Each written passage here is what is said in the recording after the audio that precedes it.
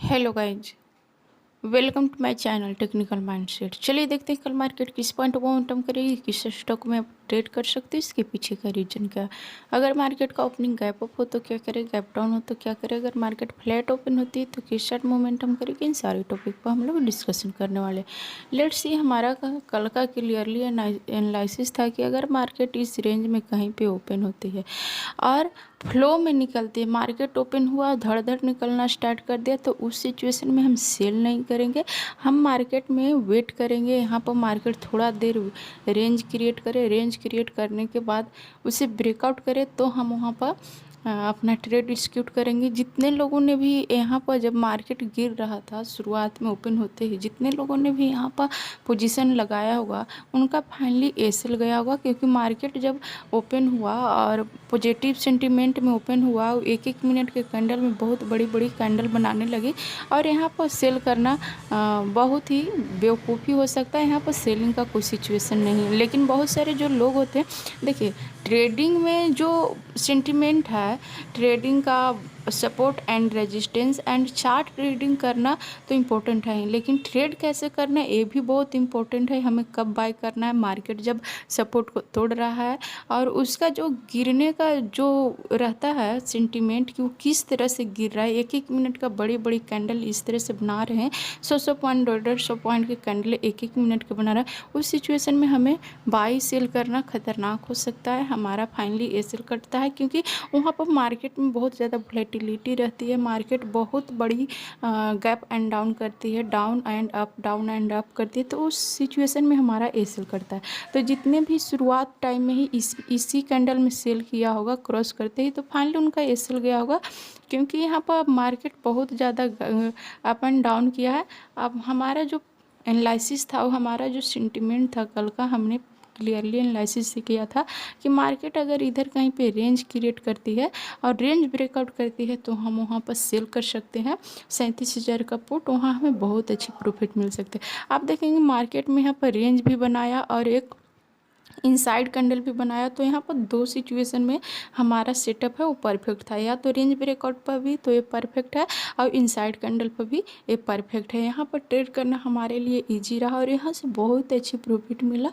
यहाँ पर लगभग 300-400 पॉइंट का डाउनफॉल हुआ, 37,000 से लेकर के यहाँ पर 37,600 के पास जा कर के सपोर्ट लिया। मैंने कल बताया भी था कि जो सपोर्ट एरिया है 36,000, 36,400, 36,500, 36,600, ये सारे सपोर्ट जोन है।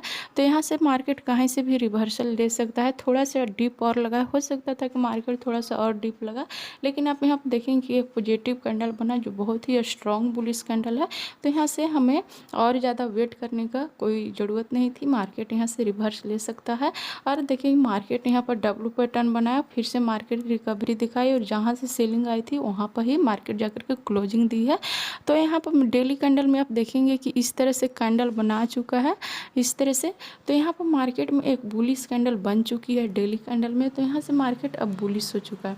तो आप यहाँ पर देख सकते हैं कि जैसे इनसाइड कैंडल का ब्रेकआउट हुआ, लगभग यहाँ पर मार्केट ने 500 पॉइंट का डाउनफॉल हुआ, लगातार फ्लो में निकला, क्योंकि 36,520 या 510 तक का ये लो लगाया है। तो यहाँ पर बहुत अच्छी हमें प्रॉफिट गेन हुआ। फिर जब ये रिकवर कर रहा था तो यहाँ पर भी बहुत अच्छी प्राइस सेक्शन यहाँ पर डब्ल्यू पैटर्न बनाया था, लेकिन मैंने बाय साइड नहीं लगाया, क्योंकि यहाँ पर ये जो रेजिस्टेंस था इसे जो ब्रेकआउट किया था तो मार्केट यहाँ पर सपोर्ट ले सकता था। आप देखें कि मार्केट यहाँ पर बहुत ज़्यादा टाइम स्पेंड करने के बाद ही इसको ब्रेकआउट किया।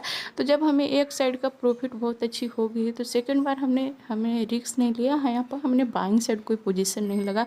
लेकिन जितने लोगों ने भी डब्ल्यू पैटर्न पर किया होगा उन्हें बहुत अच्छा प्रॉफिट मिला भी होगा, क्योंकि मार्केट डे एंड तक अपर साइड ही खुद को कंटिन्यू ट्रेड करते रहा। तो यहाँ पर बायर्स को भी बहुत अच्छे पैसे मिले और सेलर्स को भी बहुत अच्छे पैसे मिले।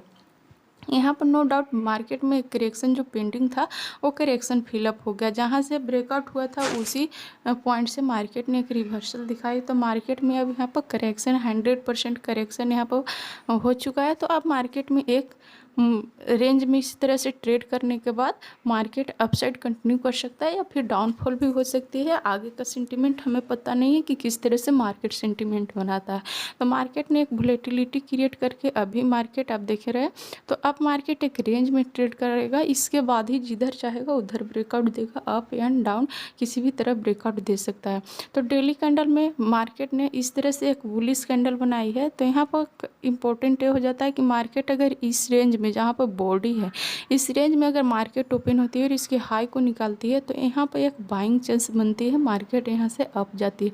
लेकिन हमें 15 मिनट में ट्रेड कैसे करना है, कौन सा कॉल ऑप्शन को बाय करना है, कौन सा स्ट्राइक प्राइस बाय करना है, ये बहुत इंपॉर्टेंट हो जाती है।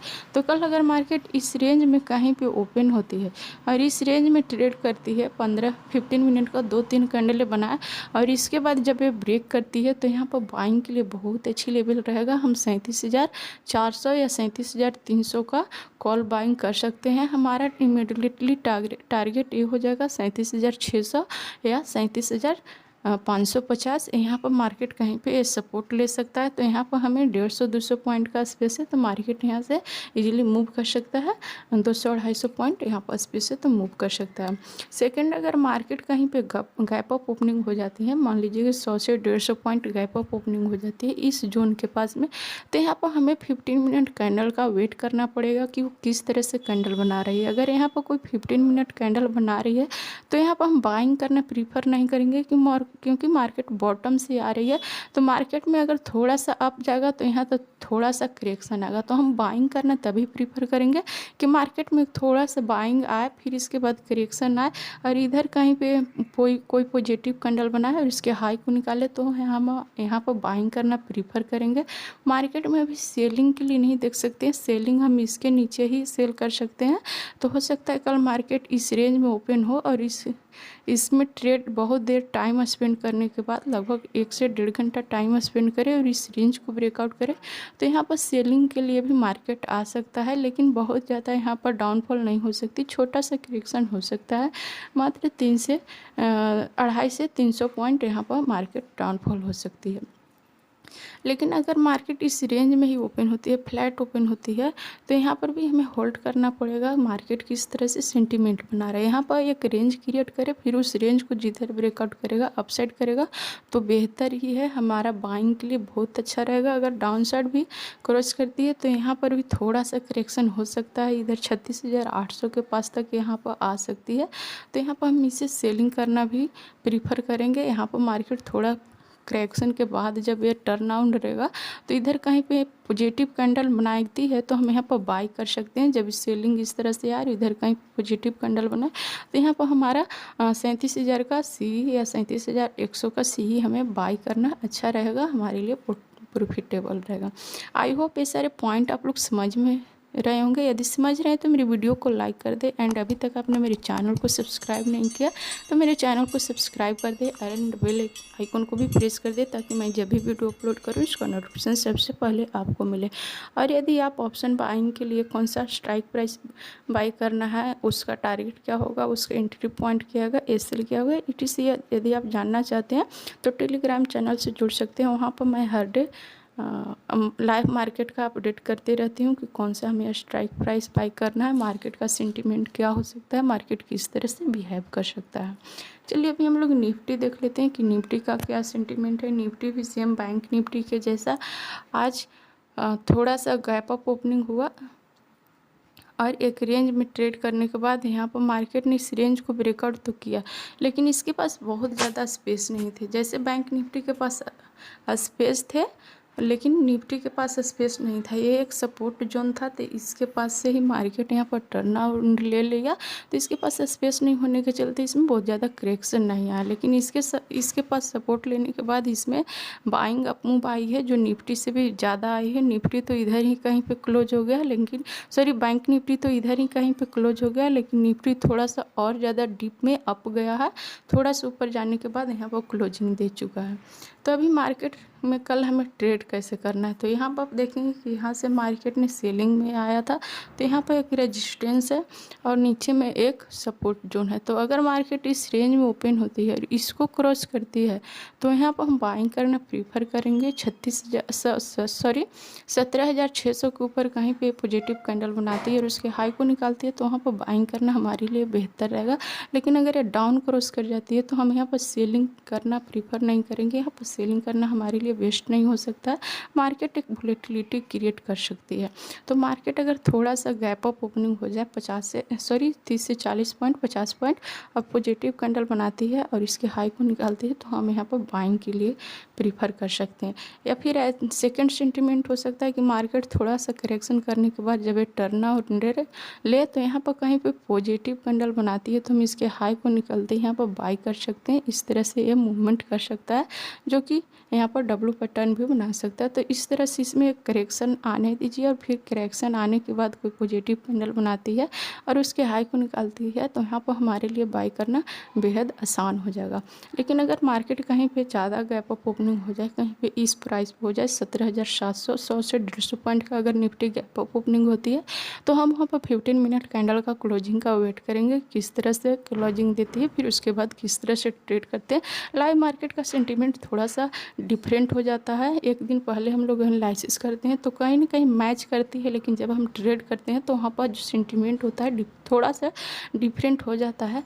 तो वहाँ पर देखते हैं कि कल मार्केट किस तरह से ट्रेड करती है। गैप अप ओपनिंग होती है, फ्लैट ओपनिंग होती है और मान लीजिए कि अगर कहीं गैप डाउन ओपनिंग हो जाती है इस प्लेस पर तो मार्केट यहाँ से सेलिंग में नहीं जाएगा, मार्केट थोड़ा सा पुल बैक लेगा अपसाइड के लिए।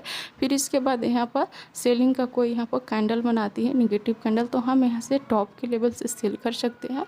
तो यहाँ पर हमें देखना यह है कि मार्केट कल कहाँ पर ओपनिंग होती है, किस तरह से प्राइस सेक्शन बनाता है, फिर हम वहाँ पर ट्रेड करेंगे।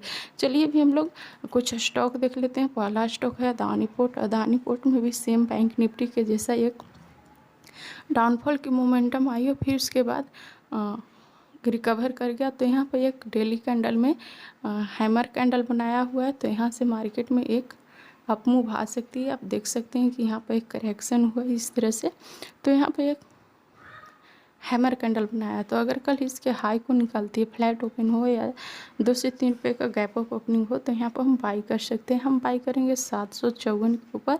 स्टॉप लॉस 3 से 4 रुपये का रहेगा। टारगेट आपको 1:2 मिल सकता है। इस हाई को भी टच कर सकता है तो 1:2 से ज़्यादा यहाँ पर आपको टारगेट मिल सकते हैं, लेकिन अगर 1:2 मिल जाए तो बेहतर है। चलिए अभी नेक्स्ट स्टॉक देख लेते हैं एक्सिस बैंक। एक्सिस बैंक मैंने कल ICICI बैंक सेलिंग के लिए दिया था, फिर सेलिंग करने के बाद प्रॉफिट देने के बाद मार्केट ने रिकवर कर गया बैंक निफ्टी के जैसा। सेम एक्सिस बैंक भी वैसा ही किया, सेलिंग के बाद रिकवरी कर गया। तो एक्सिस बैंक और ICICI बैंक दोनों ही सेम पैटर्न बनाया था। अब दोनों को अपने रडार पर रख सकते हैं, दोनों बाइंग के लिए बेहतर है। तो कल अगर फ्लैट ओपन होती है 1 से 2 रुपये का गैप अप ओपनिंग होती है 800 को निकालती है तो हम यहाँ पर बाई कर सकते हैं 5 से 6 रुपये का 3 से 4 रुपये का स्टॉप लॉस रहेगा। टारगेट आपको 1:2 मिल सकती है। सेम ICICI बैंक में भी आप इस तरह से देख सकते हैं, उसको अपने रडार पर रख सकते हैं, वहाँ पर भी ट्रेड कर सकते हैं क्योंकि सेम सिचुएशन वहाँ पर भी बना है।